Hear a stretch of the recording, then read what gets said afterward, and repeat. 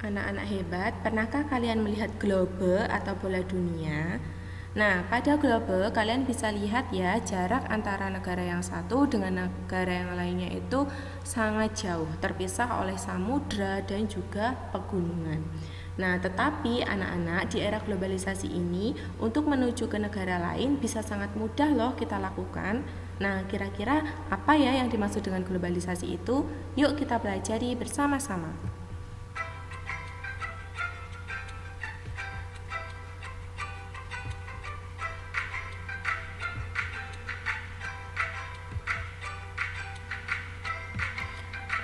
Bismillahirrahmanirrahim. Assalamualaikum warahmatullahi wabarakatuh. Bagaimana kabar kalian anak-anak? Semoga semakin sehat dan semakin semangat ya.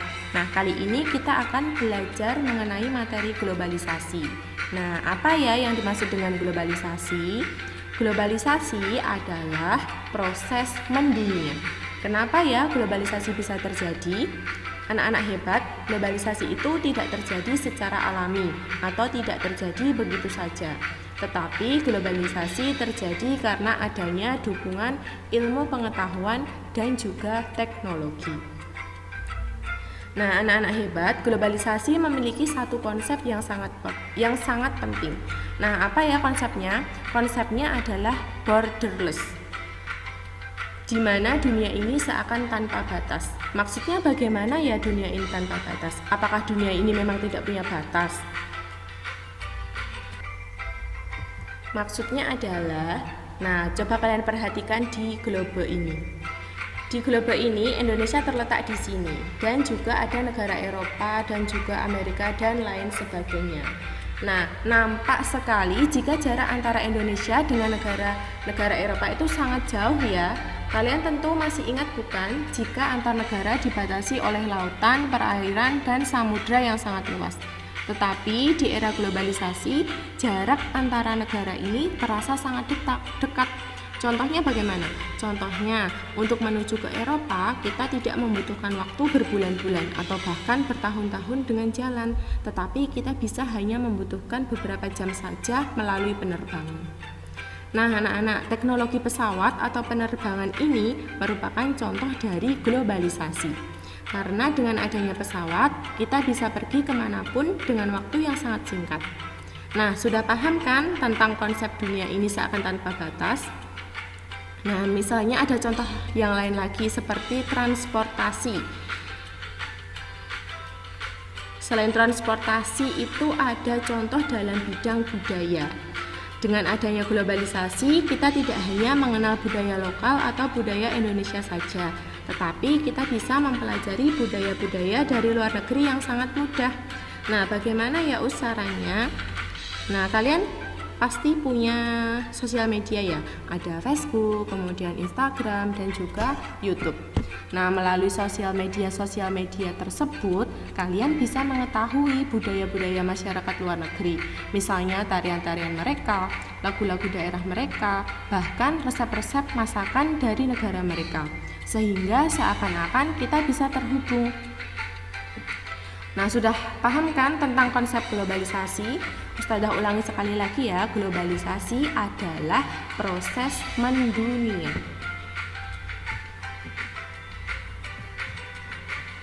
Nah, setelah memahami konsep globalisasi, kita akan mempelajari wujud-wujud globalisasi. Di sini ada 3 wujud dari globalisasi yang bisa kita rasakan sendiri. Yang pertama yaitu perkembangan kegiatan pariwisata dengan bantuan alat transportasi. Nah, anak-anak hebat, perkembangan teknologi transportasi dan komunikasi memudahkan kita untuk melakukan perjalanan ke suatu tempat, baik itu keluar kota, bahkan ke luar negeri. Salah satunya adalah menuju ke tempat pariwisata. Nah, misalnya Ustazah punya contoh. Mas Altaf adalah seorang siswa kelas 6 SD dari Pulau Jawa. Ia ingin sekali berlibur ke Bali. Nah, karena jauh, Mas Altaf ini memesan tiket pesawat terbang. Nah, pesawat terbang ini memudahkan kita untuk pergi ke daerah lain, bahkan ke tempat tujuan pariwisata. Nah, sudah jelas ya bagaimana teknologi membantu kita datang ke daerah pariwisata. Wujud globalisasi yang kedua yaitu adanya kemudahan komunikasi di masyarakat.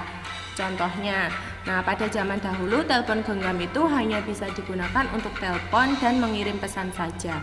Tetapi seiring dengan perkembangan teknologi, telepon genggam bisa digunakan untuk banyak hal, misalnya untuk mengirim surat elektronik atau email, kemudian digunakan untuk chatting dan juga digunakan untuk video call. Sehingga komunikasi kita dengan orang yang sangat jauh bisa terasa lebih dekat dan lebih cepat. Itu adalah contoh bagaimana globalisasi merubah cara komunikasi masyarakat. Ada lagi contohnya yaitu transportasi. Kemajuan transportasi selain bisa membawa kita ke tempat pariwisata, tapi juga bisa melahirkan teknologi-teknologi baru. Contohnya misalnya adanya penemuan kereta api dengan kecepatan yang sangat cepat, sehingga bisa membawa kita ke tempat yang jauh dalam waktu yang sangat singkat. Ternyata hebat sekali ya globalisasi ini. Kemudian wujud globalisasi yang ketiga yaitu adanya perdagangan internasional. Anak-anak hebat, perdagangan internasional ini terdiri dari dua kata ya, yaitu perdagangan dan internasional. Perdagangan itu berhubungan dengan jual beli dan internasional artinya adalah melibatkan antar negara. Jadi negara yang menjual barang, bukan satu orang kepada orang yang lain. Contohnya misalnya di supermarket, kalian bisa melihat atau membeli barang-barang impor dari sana. Barang-barang impor adalah barang-barang yang berasal dari luar negeri yang dijual ke Indonesia. Contohnya buah-buahan impor, buku-buku impor, baju-baju impor, dan juga bisa telepon genggam yang kalian pegang pada hari ini. Globalisasi tidak hanya terjadi di luar negeri saja, di Indonesia juga mengalami globalisasi. Kira-kira globalisasi apa ya yang terjadi di Indonesia? Yang pertama yaitu adalah globalisasi ekonomi yang ditandai dengan adanya perdagangan internasional. Tadi sudah kita bahas sedikit ya, perdagangan internasional itu adalah perdagangan yang melibatkan kegiatan ekspor dan impor. Kegiatan ekspor adalah kegiatan Indonesia menjual barangnya ke luar negeri. Misalnya, karena di Indonesia itu adalah negara agraris, Indonesia menjual beras, kopi, dan gula ke luar negeri. Hal tersebut adalah kegiatan ekspor karena barang-barang dari Indonesia dijual ke luar negeri. Kemudian, kalau kegiatan impor itu adalah kegiatan mendatangkan barang dari luar negeri untuk dijual di Indonesia. Contohnya misalnya negara Jepang yang menjual telepon genggamnya dan juga motornya di Indonesia. Itu adalah globalisasi ekonomi. Kemudian yang kedua adalah globalisasi pendidikan. Globalisasi pendidikan ditandai dengan adanya perpaduan antara teknologi dengan pendidikan. Contohnya adalah adanya aplikasi belajar. Dengan aplikasi tersebut, anak-anak bisa belajar di mana saja dan juga kapan saja. Selanjutnya yaitu globalisasi teknologi. Globalisasi teknologi ini adalah globalisasi yang paling mudah kita temui saat ini. Contohnya adalah tadi ya, penggunaan telepon genggam yang kalian bawa itu bisa digunakan untuk video call, terus mengirim email, dan lain sebagainya. Itu adalah contoh dari globalisasi teknologi. Kemudian yang terakhir adalah globalisasi budaya. Anak-anak hebat, globalisasi budaya ini ditandai dengan adanya pertukaran budaya. Maksudnya, kita yang ada di Indonesia bisa mempelajari kebudayaan yang ada di luar negeri. Salah satunya adalah pariwisata. Kegiatan pariwisata selain menyenangkan dan mengasyikkan juga bisa membantu kita untuk mempelajari kebudayaan. Contohnya, ketika ada orang asing jalan-jalan ke Bali, dia tidak hanya menikmati pantai-pantai di Bali atau udara Bali yang segar saja, tetapi dia juga mempelajari tarian-tarian Bali, dia merasakan masakan-masakan khas Bali, dan juga mendengarkan bahasa Bali. Itu adalah bentuk gambaran globalisasi budaya, di mana orang-orang bisa tahu budaya masyarakat lainnya. Contoh lain adalah kita mempelajari budaya daerah lain dengan menggunakan bantuan media sosial seperti seperti Facebook, Instagram, dan juga dari YouTube. Nah, dengan adanya globalisasi tersebut tentunya akan menimbulkan dampak ya, entah itu dampak positif dan juga dampak negatif. Nah, anak-anak, apa ya yang dimaksud dengan dampak globalisasi? Dampak globalisasi adalah hal-hal yang terjadi saat globalisasi berlangsung. Nah, kira-kira siapa saja yang merasakan dampak globalisasi? Ya, yang merasakan dampak globalisasi itu adalah kita semua, karena kita adalah masyarakat yang menggunakan teknologi, yang menggunakan kegiatan ekonomi, dan juga yang membutuhkan kegiatan pariwisata, di mana kegiatan-kegiatan tersebut dipengaruhi oleh globalisasi. Lalu, bagaimana sikap kita dalam menghadapi globalisasi tersebut? Nah, yang pertama, dalam menghadapi globalisasi ekonomi, kita bisa menanamkan rasa cinta produk dalam negeri di era perdagangan internasional. Nah, itu bisa kita lakukan dengan membeli barang-barang asli buatan Indonesia. Nah, dengan membeli barang-barang dari Indonesia asli, kita bisa menyelamatkan ekonomi lokal Indonesia, atau kita bisa juga melestarikan barang-barang yang diproduksi oleh Indonesia. Contohnya, kita membeli sepatu atau baju yang diproduksi asli dari Indonesia. Kemudian, yang kedua, globalisasi pendidikan. Sikap yang perlu kita lakukan dalam menghadapi globalisasi pendidikan adalah bersikap terbuka terhadap ilmu pengetahuan. Maksudnya, kita harus bisa menerima ilmu apapun, tetapi harus ingat, kita harus membatasi diri. Kira-kira ilmu apa saja ya yang kita terima? Salah satunya adalah itu materi pelajaran-pelajaran di sekolah, dan juga pelajaran yang akan bisa membantu kita menjadi anak-anak pintar atau anak-anak hebat. Kemudian, globalisasi teknologi. Sikap kita yang bisa kita lakukan adalah kita tidak hanya bisa menjadi seorang konsumen saja ya, hanya menjadi orang-orang yang menikmati atau menggunakan teknologi, tetapi kita juga harus selalu termotivasi, terdorong mau belajar, sehingga kita bisa menciptakan teknologi sendiri. Kemudian, globalisasi budaya. Nah, sikap kita yang paling baik adalah dengan melestarikan budaya lokal.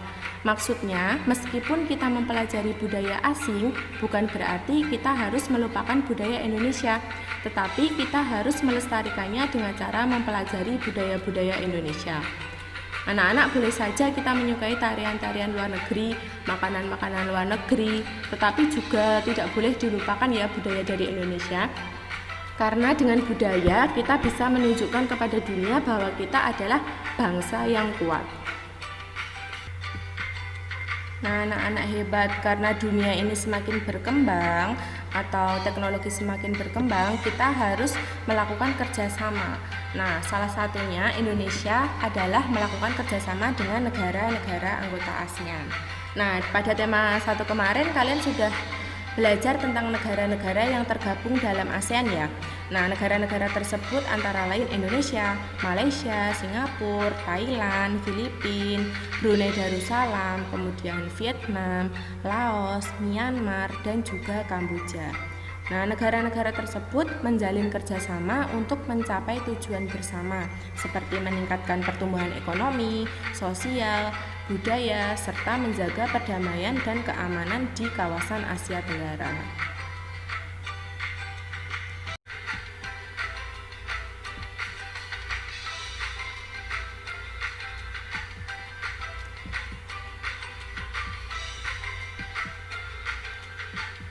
Nah, faktor-faktor yang menyebabkan adanya kerjasama antar negara ASEAN yaitu yang pertama adalah sumber daya alam. Setiap negara anggota ASEAN memiliki sumber daya alam yang beragam. Keberagaman sumber daya alam tersebut dipengaruhi oleh kenampakan alam sekitar. Ada beberapa negara yang memiliki kenampakan alam yang sama, sehingga sumber daya alam yang dihasilkan pun sama, seperti Indonesia, Thailand, dan juga Laos yang memiliki lahan pertanian yang luas. Lahan pertanian tersebut menghasilkan sumber daya alam berupa padi, sedangkan kenampakan alam di Brunei Darussalam menghasilkan minyak bumi terbesar di Asia. Keberagaman sumber daya alam tersebut mendorong kerjasama antar negara dengan tujuan untuk saling melengkapi kebutuhan masyarakat masing-masing negara.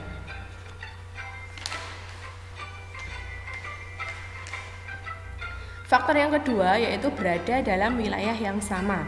ASEAN merupakan sebuah organisasi yang didirikan oleh negara-negara dalam suatu kawasan yang sama, yaitu kawasan Asia Tenggara. Negara-negara tersebut hidup bertetangga. Hal ini mendorong terciptanya adanya interaksi dan kerjasama antar negara. Kemudian faktor yang ketiga yaitu ilmu pengetahuan dan teknologi atau IPTEK. Singapura merupakan negara dengan penguasaan IPTEK termaju di Asia Tenggara. Akan tetapi sumber daya alam Singapura terbatas. Hal ini mendorong Singapura menjalin kerjasama dengan negara-negara di Asia Tenggara. Wujud kerjasama dalam penguasaan IPTEK ini terjadi dalam bidang pendidikan, penggunaan mesin-mesin modern untuk industri, dan juga ketenaga kerjaan.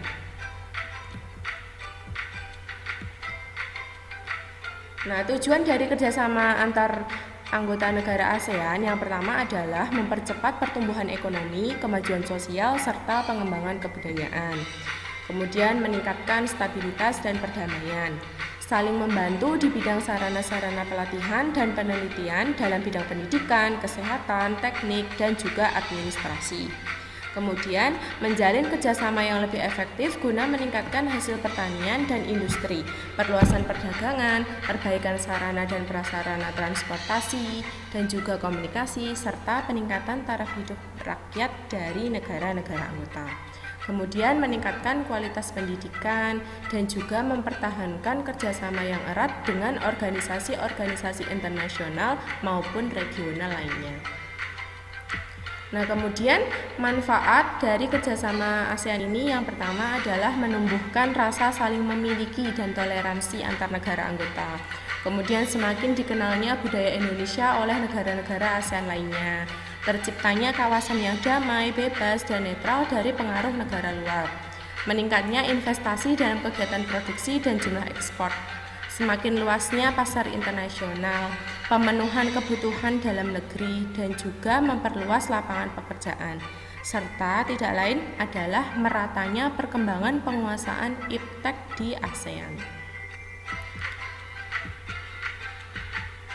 Nah, kerjasama antar negara ASEAN ini terdiri dari beberapa bidang ya.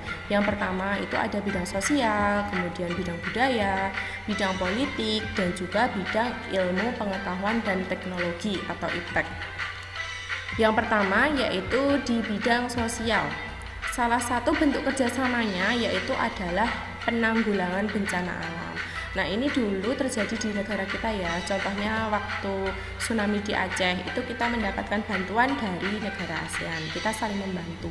Kemudian yang kedua, meningkatkan kesejahteraan sosial dan pembangunan negara-negara anggota ASEAN.